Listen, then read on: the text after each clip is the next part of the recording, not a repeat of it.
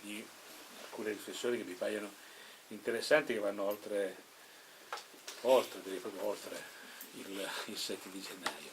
e quindi che ci proiettano una dimensione profondamente diversa rispetto anche alla nostra identità, alle nostre radici. Proseguiamo con François Lafonda, che è direttore di Europa Nova, e poi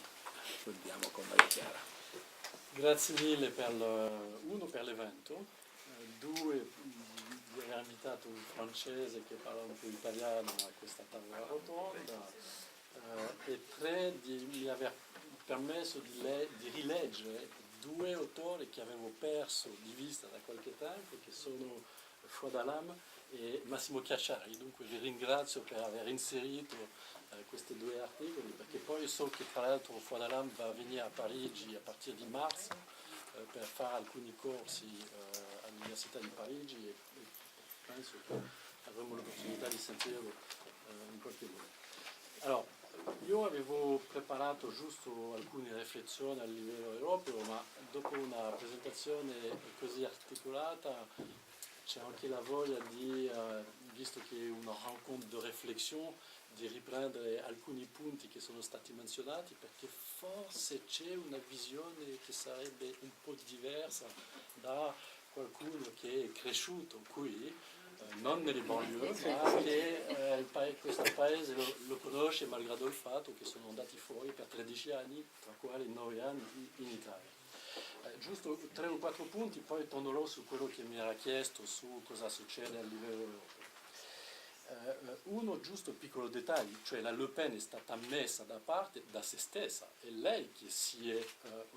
aggiudicato che non poteva andare con le altri in un certo momento, e che dunque ha preferito andare nel sud della Francia per fare la sua manifestazione, che finalmente è diventato molto risibile, e che finalmente non gli conviene molto, cioè non è riuscito a valorizzare questo evento esattamente come lei avrebbe voluto a quel momento, e forse sarà, ne vedremo nel tempo, ma forse sarà un momento chiave per lei. Due, sull'integrazione. L'ho sentito molto critico su questo processo di integrazione francese, cioè che la Francia propone un modello di integrazione a differenza della Gran Bretagna, che sarebbe più basato sul comunitarismo. Si vede che comunque i due modelli non funzionano, e quando la gente si riunisce si vede che c'è una convergenza in qualche modo, cioè il modello dell'integrazione prende anche elementi del comunitarismo e viceversa. Dunque le cose forse non sono così schematiche, non è nero nel bianco, e questo modello dell'integrazione è più un problema di metodo. Non vorrei che tutto il ragionamento si faccia soltanto su 3 casi particolari per stigmatizzare una popolazione che rappresenta quasi il 10% della popolazione francese. Dunque non è perché ci sono 3 coglioni pazzi, scatenati, che fanno quello che hanno fatto.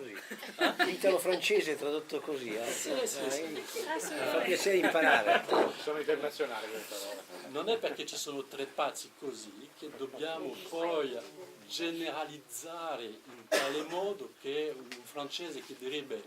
ma guardate questo sistema della mafia in Italia,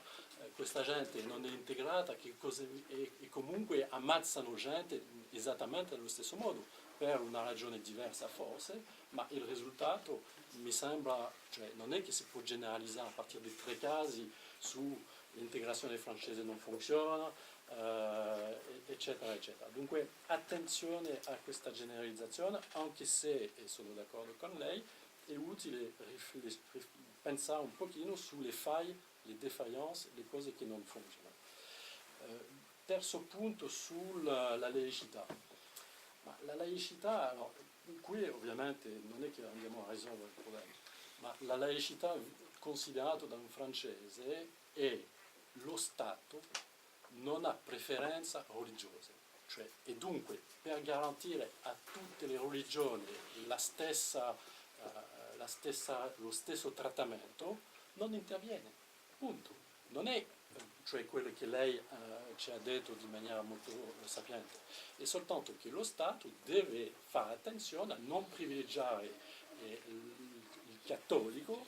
perché c'è anche il musulmano, perché ci sono gli altri. E dunque, di conseguenza, quando lei prende un po' in giro sulla proposta del governo niente nuovi riti pubblicani, questo viene da una commissione che è stata creata da Jacques Chirac quando era presidente, con Lionel Jospin primo ministro, una commissione sulla laicità che aveva proposto per giustamente la comunità musulmana di inserire nel nostro calendario alcuni giorni di feste che toccano a loro, cioè Natale, Pasqua. Va bene, sono dei riti storici, eccetera, ma perché i musulmani che sono integrati, come lei giustamente dice, bisogna integrare, eccetera, eccetera, perché non si dà anche a loro la possibilità di avere una festa riconosciuta da tutti, integrata nella società francese, di tale modo da dimostrare che l'Islam è trattato esattamente dello stesso modo della religione cattolica. Certo che la nostra storia francese, la Francia, come si dice, sorella maggiore, eccetera, eccetera, certo, sarà diverso comunque, ma è una proposta sicuramente che esce di questa commissione sulla laicità per dire a questa comunità musulmana: ragazzi, siete trattati dello stesso modo che i cattolici che sono qui da più tempo. Altro punto, forse, no, mi fermo qua. Su quello che mi ha chiesto, cioè di trattare un po' di cosa succede, perché io l'ho preso non soltanto da quello che non abbiamo visto o quello che non abbiamo capito, ma e adesso che si fa? Perché il punto è di fare di tale modo che non si ricomincia, che non c'è altri tre coglioni che perché sono male nella società e che hanno trovato questo rifugio un po' diabolico di andare a ammazzare tutti. Cioè, la cosa più simbolica, più bella che io ho visto, la manifestazione grande, tutti i deputati francesi a cantare la Marsigliese perché ce n'è uno che ha cominciato prima volta dal 1914, bello, eccetera, eccetera. La cosa più bella è che le tre poliziotti morti sono di tre colori diversi, uno nero, cioè un arabo e un bianco. E questo che era bello, e che il presidente Hollande, quando ha ridato l'insegna, e questo è anche la Francia, vuol dire che va bene, ci sono tre figli nostri che sono andati a fare i cretini, ma hanno ammazzato di maniera indistinta un magrebino, cioè qualcuno che era musulmano, un neo che non ha fatto casa, eccetera. Dunque è anche questo che è toccante in quello che succede adesso in questa società. Allora, il gioco è di sapere cosa si fa, perché concretamente tutte queste temi di coordinamento, di terrorismo, eccetera, eccetera, chiaramente rimane nelle mani dello Stato. Cioè si potrebbe dire a livello europeo, ma che fa l'Europa? L'Europa non può fare molto, perché comunque si parla della sovranità nazionale, dell'identità che fino adesso è rimasta trattato dallo Stato e che poche volte concede pezzi di sovranità a un qualcos'altro che sarebbe l'Unione Europea. E dunque su tutte queste questioni di coordinamento di giustizia, terrorismo o altro, fino adesso siamo rimasti molto indietro di alcuni altri campi dove abbiamo potuto trasferire la presa di decisione a livello europeo. Malgrado questo, ovviamente come spesso nella costruzione dell'Europa, ci sono diverse spiegazioni, ma l'anno scorso avevamo fatto la promozione di un lavoro sugli scenari dell'integrazione europea, dove si va. Grosso modo si può andare a molto più di Europa con un sistema federale, che non è un caso, ma è un'ipotesi di lavoro. Può essere un'ipotesi anche la distruzione dell'Unione Europea, perché si considera che non funziona bene e che tutte le competenze devono rimanere a livello nazionale. E dunque vuol dire concretamente sarà a livello nazionale che chiude le frontiere quando c'è il problema, non c'è più Schengen, eccetera, eccetera. C'era un'altra possibilità, la terza possibilità era di fare quello che si fa adesso, cioè un'integrazione piano piano, malgrado le difficoltà, che avanza. E poi c'è anche un modello, e lo menziono per quello che succede, un modello che funziona che avanza per crisi, cioè c'è una crisi, si trova i mezzi per rimediare a questa crisi. Prendiamo il caso della crisi finanziaria terribile che c'è stato 4 anni fa, che hanno fatto risultato in un'unione bancaria che funziona molto bene a livello europeo perché c'è il meccanismo di sorveglianza, eccetera, eccetera. Quello che potrebbe succedere con questa vicenda francese è che c'è una presa di coscienza molto più forte per dire ma tutte queste cose si risolveranno molto meglio a livello europeo. Come? Coordinamento di informazioni, cioè la cosa più semplice è di sapere che questi tizi sono andati in Yemen per allenarsi, hanno imparato a tirare correttamente, poi sono tornati, poi sono ripartiti là, ma lo sanno perfettamente i servizi di polizia e di controterrorismo. Basta mettere un po' di informazioni insieme e coordinarsi, perché comunque passano le frontiere. Dunque è quello che è successo subito di rinforzare il coordinamento tra i servizi di polizia. Due, c'è una negoziazione da molto tempo, che vi leggo in maniera molto precisa, che sarebbe lo scambio dei dati sulle passeggeri aerei, cioè quando prendete l'aereo c'è tutto un sistema di identificazione delle persone, bisogna mettere il passaporto, la data di nascita, eccetera, eccetera. Questo si fa tra di noi nel Schengen, però non è che si dà le informazioni con le altri, e adesso siamo in discussione con gli Stati Uniti per condividere queste informazioni, perché se avete letto la stampa molto bene, avrete visto che i due fratelli erano vietati di viaggiare negli Stati Uniti, ma non in Europa. Vuol dire che non c'è stato scambio di informazione di maniera obbligatoria. Dunque questo sarà concretamente hanno già avuto una riunione del Consiglio di Ministri dell'Interno, concretamente anche il Consiglio Affari Generali, dunque quelli che coordinano i ministeri affari stranieri, si sono già riuniti, e poi ci sarà anche un Consiglio europeo il 12 febbraio, cioè capi di Stato e di Governo che si riuniscono di maniera specifica il 12 febbraio su un'agenda del terrorismo, cioè tipo cosa facciamo concretamente. Vorrei dire anche 2 o 3 altre piccole cosine non su quello che si sta mettendo in moto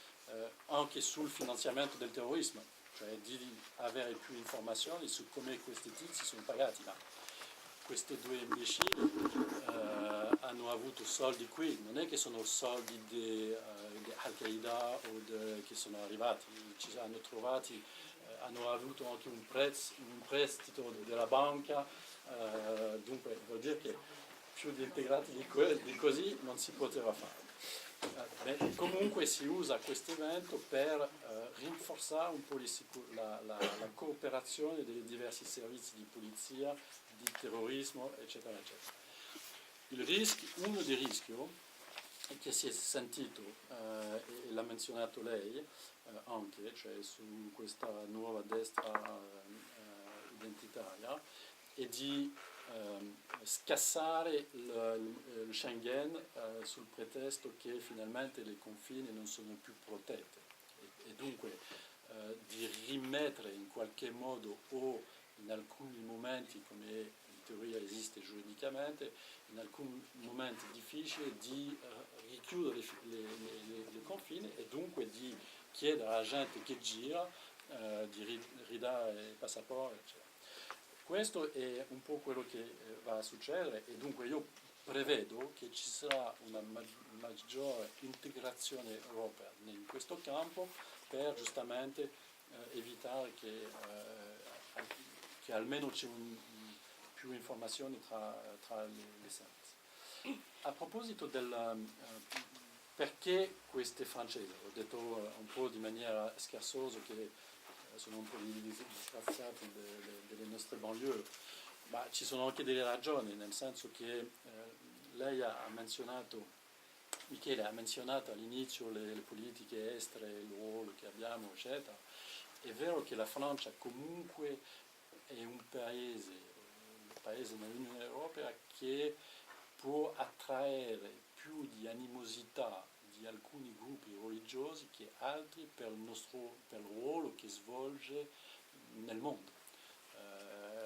È ovvio, non è il caso di ne parlare troppo, ma è ovvio che l'intervento in Libia, che a un certo momento era giustificato intellettualmente, poi si è rivelato un errore nel svolgimento e nelle conseguenze che adesso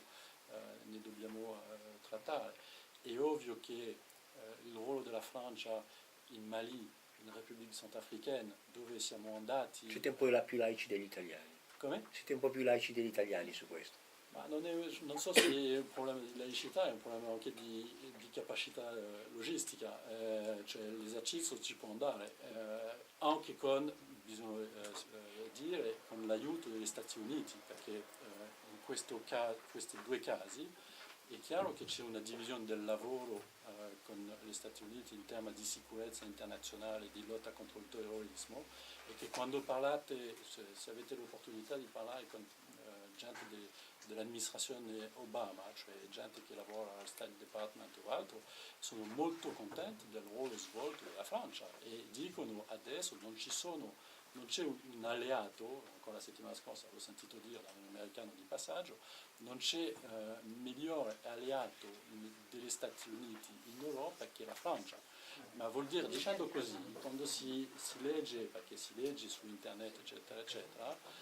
provoca delle crispazioni dentro una porzione molto numericamente deboluccia, ma 2000 persone. Si dice che abbiamo 2000 giovani che sarebbero un po' dei jihadisti nelle banlieue che vengano, tornano eccetera eccetera. Su questi spiriti il ruolo della Francia nel mondo, interventi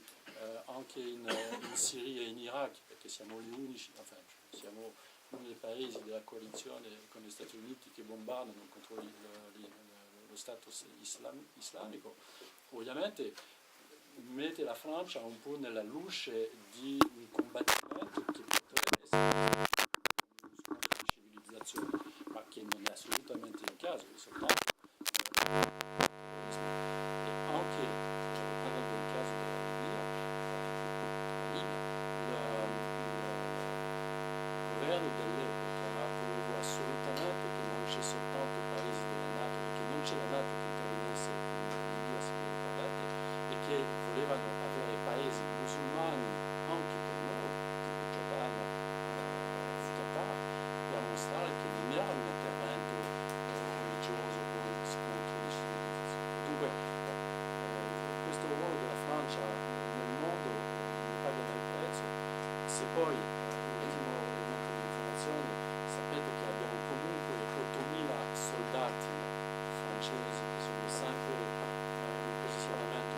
fuori Francia, cioè come soldati non di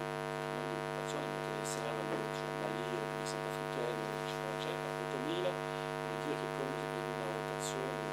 di 25.000 soldati francesi che sono sempre dedicati o nella preparazione o nell'azione o nel ritorno, che sono sempre dedicati a queste operazioni di maintenance dell'ordine pubblico internazionale. L'ultimo elemento che non ho menzionato prima, ma che vorrei menzionare, a proposito del Schengen e della gestione dei confini. Durante la presidenza italiana, che menzionavo questa sera, durante la presidenza italiana che si è conclusa il 31 dicembre, è stato fatto una bella operazione di Mare Nostrum, è sparito, c'è stata adesso l'operazione Triton che si svolge dunque a livello europeo per gestire il flusso di migranti venendo del sud in particolare, che è gestito da una agence che si chiama Frontex, che forse avete sentito nominare, che è basata a Varsavia, ma volevo giusto menzionare il budget di questa